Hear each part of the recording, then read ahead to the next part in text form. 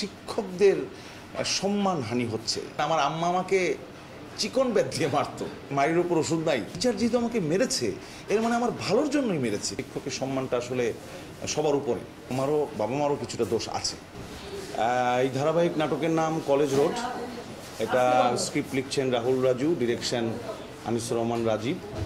নাম শুনেই বুঝতে পারছেন যে এটা কলেজ নিয়ে গল্প, একটা কলেজ ক্যাম্পাস নিয়ে গল্প। সেখানকার টিচার, ছাত্রছাত্রী, তাদের বিভিন্ন রকম সমস্যা এবং কলেজের ভেতর যে রাজনীতি হয়, ক্ষমতা দখল নিয়ে যে বিভিন্ন রকম ঘটনা ঘটে, এগুলি নিয়েই গল্পটা এগিয়ে যাচ্ছে। বিভিন্ন মজার মজার ঘটনাও দেখানো হচ্ছে।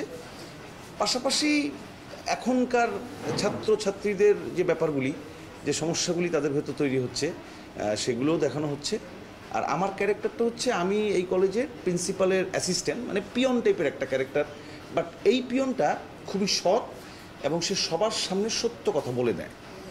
আর কলেজের ভেতর যে অনিয়ম বা দুর্নীতি হয় এটা সে সহ্য করতে পারে না, কিন্তু ভয়ে কাউকে বলতে পারে না। এই আমার ক্যারেক্টারটা এই টাইপের।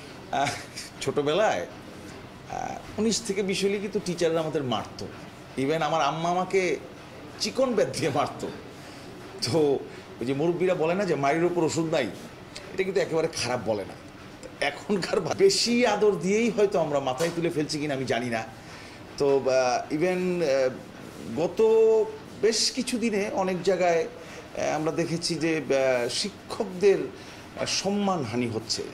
হ্যাঁ, শিক্ষকদের সম্মানহানি হচ্ছে।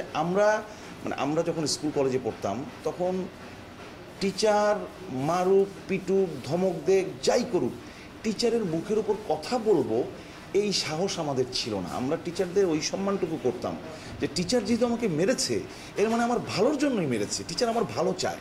তো জানি না এখনকার স্টুডেন্টদের মধ্যে কী চিন্তাভাবনা। টিচার ধমক দিলেই মাইন্ড করে, আমাকে কেন ধমক দিল।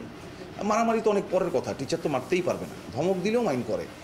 তো এটা এখন আমি আসলে কি বলবো, এখনকার জেনারেশন, আমার মনে হয় তাদের ভেবে দেখা উচিত যে শিক্ষকের সম্মানটা আসলে সবার উপরে। আমারও বাবা মারও কিছুটা দোষ আছে।